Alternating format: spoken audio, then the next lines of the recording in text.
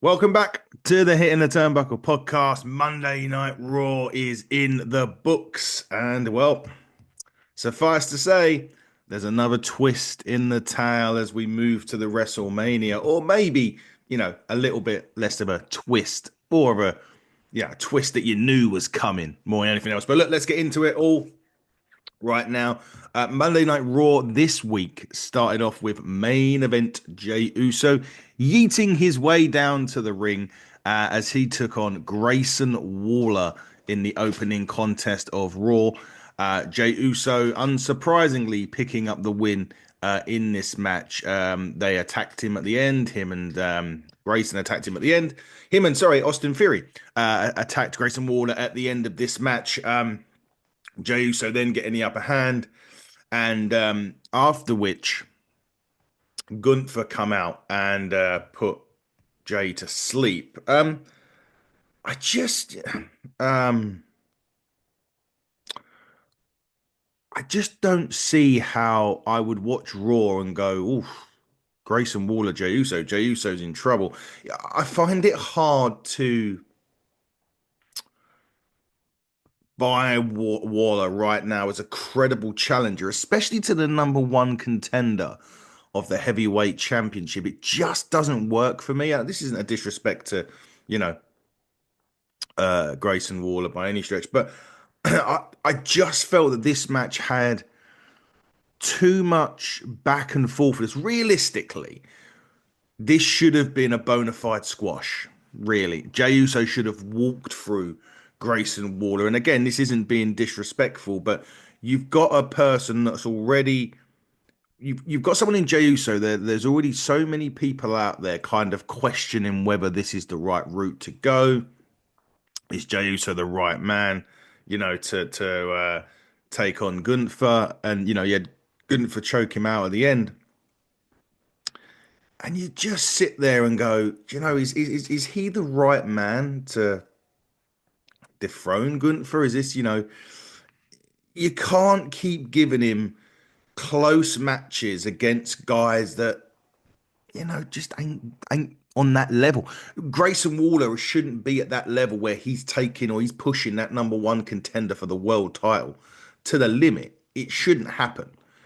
And again, it just kind of douses that credibility a little bit for me, to be quite honest with you. Yeah, it's just a shame. For me, I don't think that Jey Uso's been booked correctly. I understand that there's always going to be Gunther's always going to be the one that's going to take him out, and he's going to get beaten up. And as we go into WrestleMania, and obviously we're going out there further and further, getting closer and closer, a month away now. I see a lot of it where Gunther's going to have the upper hand against Jey. I really do, and Jey maybe as we get closer to WrestleMania starts to, you know, there may be 1 or 2 weeks where he gets the upper hand, but I feel as if the rest of it's always going to be on Gunther right now, anyway. As they were backstage, he was being checked out by the trainers, Joso, and of course, he was getting encouragement from the Alpha Academy, which, no disrespect, kind of shows you again where they are, where Jey Uso kind of is. Would you want your number one contender being encouraged by, I don't mean this horribly, jobbers, really, you know, they're nothing. You would have wanted somebody, I don't know, someone higher up the Raw card to kind of give Jey Uso a kick. Maybe even bring a legend in. Maybe bring Rikishi in to give his son some real advice and some real encouragement instead of, people like the, no disrespect, Tozawa and Otis, who pretty much where Grayson Waller and Austin Theory are. Hey, look, sorry, it's a bad thing, but it is what it is, and that's right now. Uh, yeah, that's right now what's going on really with Jey Uso. It's not good. It's not good for Jey. It's not a good look, in my opinion. Anyway, let's move swiftly on to a real heat magnet at the minute in WWE. Logan Paul. There was a comedian at ringside, Andrew Schultz, I think was his name. I don't quite know who that is, so we're gonna have to, American fans, just apologize in advance for that because I have no clue who that guy is. But you know, and funnily enough, Logan Paul gives him the mic, and he said, and basically he says, "No one's here to see you, Logan. We're here to see the Seth Rollins CM Punk cage match." Fair, fair comment, you know. Anyway, that ends up in a little bit where Logan Paul's beating up Andrew Schultz. Out comes AJ Styles. He gets hit with the phenomenal forearm. And Logan Paul just walks away as AJ comes back in. Great heat magnet, like I said, for him. I don't know the comedian enough to really care for him. Obviously, AJ Styles coming out, really looking towards. I feel as if that's where we're going into WrestleMania. And you know what? I can handle that. I like that. I think that's going to be a great match, to be honest. Don't know who's gonna win that, which is the interesting one. Who are they go for in that? As I sip morning cup of Joe, as you say, guys say in America. Yeah, I'm not sure who would win. I think the match would be great. I honestly do. We know that Logan Paul can wrestle. AJ Styles is still one of the best in the world. In terms of wrestling. So yeah, I'm looking forward to that. I'm looking forward to where we go with that, and hopefully will we get another city thing with the Prime bottle and whatever else, because it seems to be an annual thing in WWE WrestleManias now. Great. Um, maybe. Who knows? But Logan Paul AJ Styles on the up hand. Yeah, I like that. I like that. I definitely like. Just didn't know the comedian well enough to give a shit whether he got beat the shit out of or not, to be honest. Anyway, Freddie Roach was in the crowd, by the way. Legendary trainer. Freddie Roach. Loved him. Boxing trainer. Brilliant, brilliant. Love to see Freddie Roach. But we move on to Tornado Tag Team action. Dragon Lee and Rey Mysterio versus the New Day. For those of you who don't know what a tornado match is, there's no tags, guys. No tags. Um, it was okay. It ran through the mill really. It was chaos, I think, in a lot of ways, because there was bodies were going all over the place, which added to an element of fun into it, to be honest. I just feel like they dropped the ball a little bit with Kof and Woods after that dramatic heel turn. I just feel like, they didn't capitalize on it enough, and they just kind of gone. I mean, it's kind of like the bit like this Raw. It just kind of went through the motions, and their heel turn definitely was great. And then you wanted a big follow up on it, and it just feels like they haven't had that at all. The only interesting thing was on this, there was a masked man that come out and grabbed Ray and Rey Mysterio, and that, of course, was Chad Gable in a mask. What did we say? The mask for Lucha. Are they going down that route? I sincerely hope not. Um, but yeah, I just feel like the heel turn just hasn't worked for me. Yeah,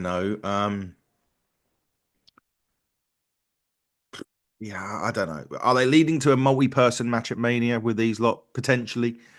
I could see that happening. I would like and I would love for Big E to be cleared to come into it and do that multi-man match. Maybe that's a safe bet. He could come in, hot tag, couple of moves, bang, done, wins. I don't know. But yeah, I just feel they've wasted the heel turn from Kofi and Woods. It had a lot of potential. The crowd ate it up, and then they've just kind of like, yeah, get the fuck out of here, kind of thing. Um, so unfortunately, that's the case anyway.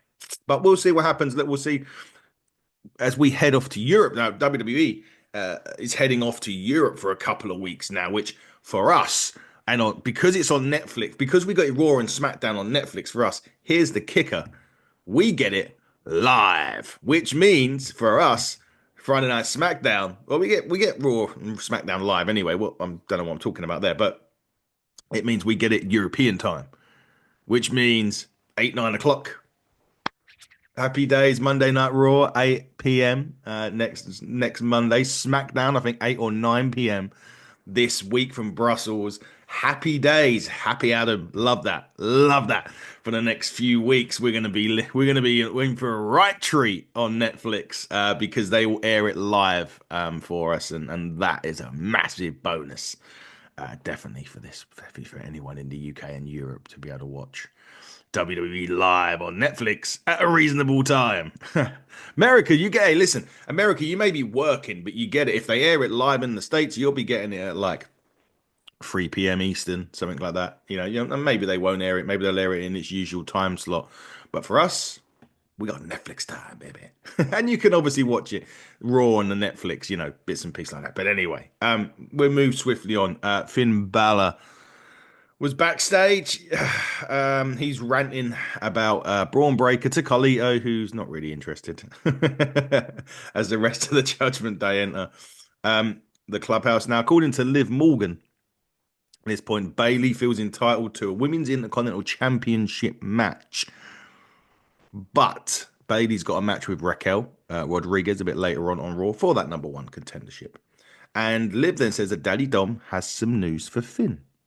And Finn will be getting the Intercontinental Championship match opportunity next Monday on Raw. It could be from Barcelona. I can't quite remember. But that's where we go next week for Finn and Breaker next week on Raw. Should be an absolute great match if they do that properly. I'll be looking forward to that. Cody Rhodes at the top of the hour. Cody Rhodes, do you know what? He was basically just coming out saying there's a new captain. John Cena's a moron. To be quite honest, John, he did say actually, and Raw's in Brussels next week, and that's where the return of John Cena is going to be. John Cena returns to WWE next week for the first time since the heel turn. That should be interesting. Big reason to watch Raw. Even better, it's going to be on us. A great time for us. I'm so sorry to keep rubbing that into you guys in the States, but hey ho, look, we've had years of this shit.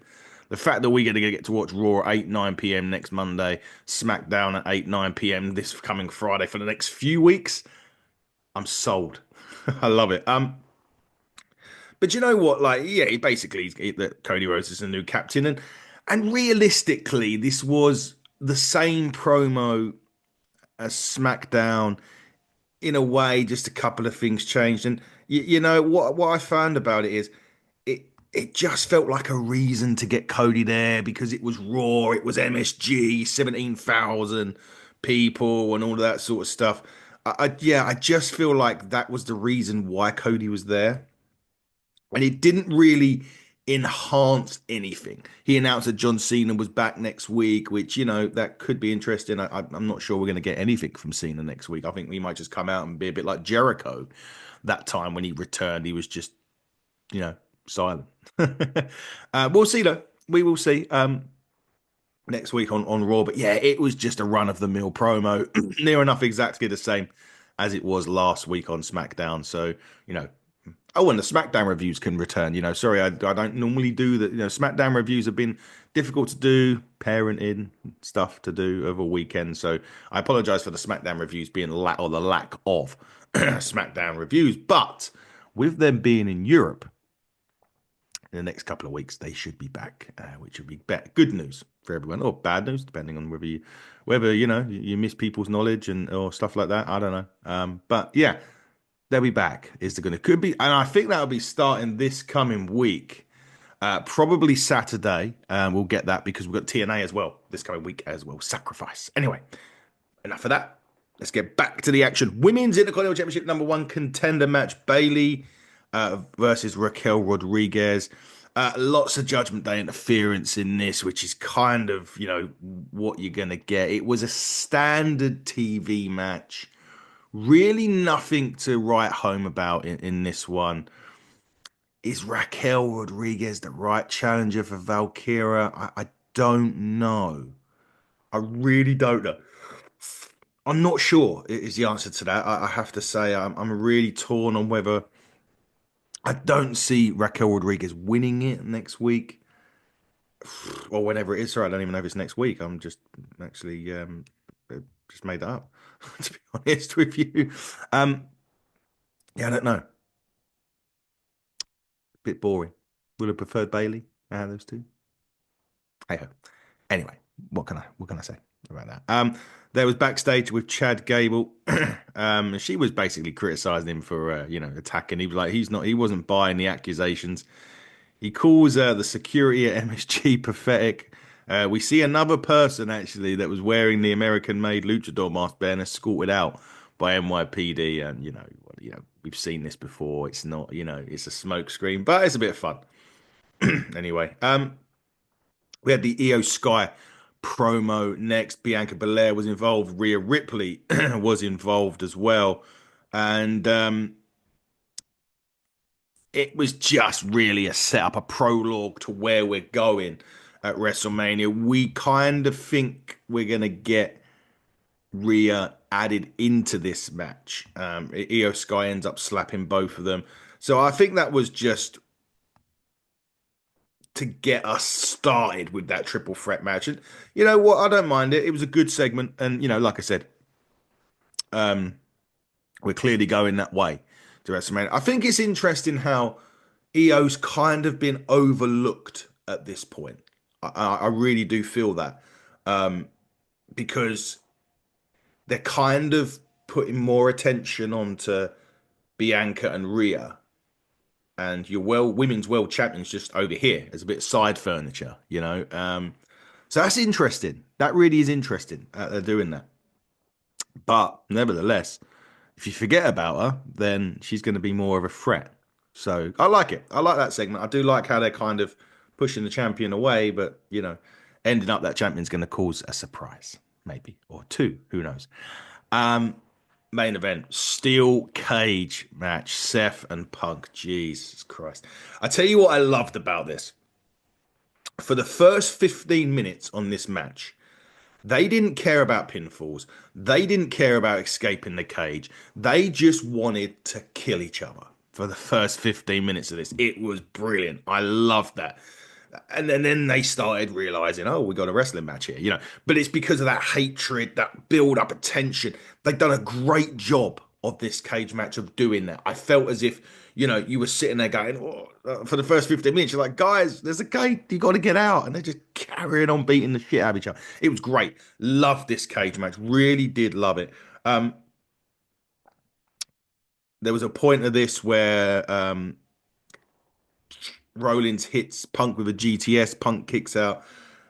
He hit a super stomp on Punk, and Punk sort of at this point he's literally he's gone. He's finished. I'm not quite sure as Seth Rollins sets up Punk for the finish at this point. The OTC Roman Reigns returns.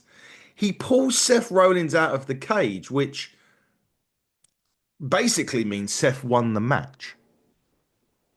But he ends up beating Seven Bells of crap out of you know Seth Rollins. He goes to put his head on the stairs for the stomp. Adam Pearce and security stop. But interestingly, back in the ring, Paul Heyman is tending to CM Punk. Roman Reigns notices this, walks into the ring and attacks Punk from behind, launches him into a cage, walks into a spear from Roman Reigns to end the show. Hell of a match.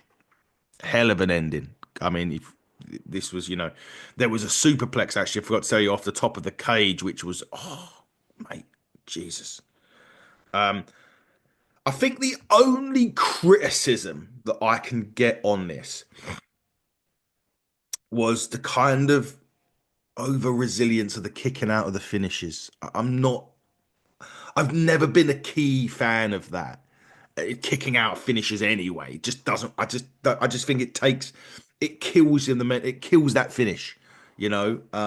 But it's 2025 and I need to snap out of it and get into reality.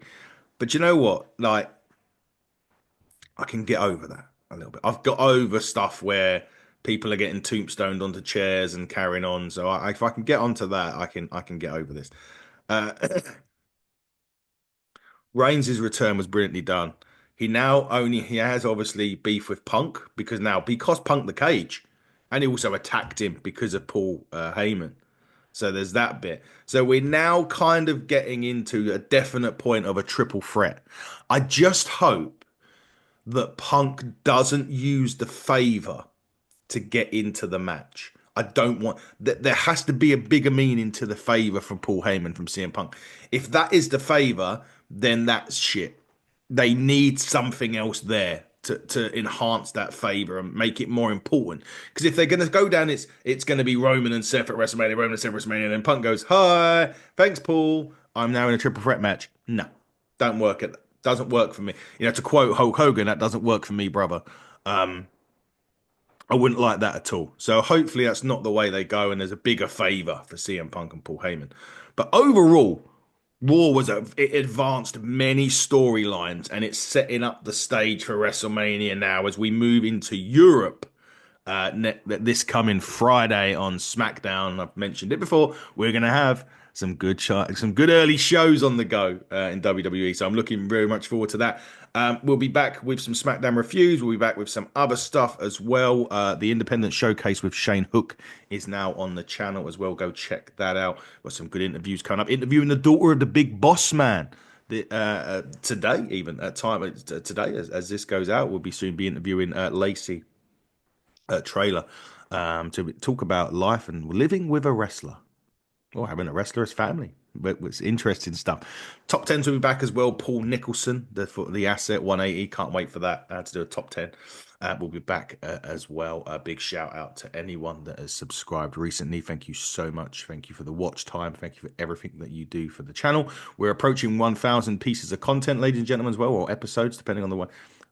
I call it content, but it is what it is. But guys, look, keep it locked. HTT Buckle on X, HTT Buckle on YouTube, Hitting the Turnbuckle podcast on all other social media platforms. NWA review tomorrow night with me, and hopefully my NWA correspondent, Miss Fiona Lochran, although she is jetting off on her hollybobs.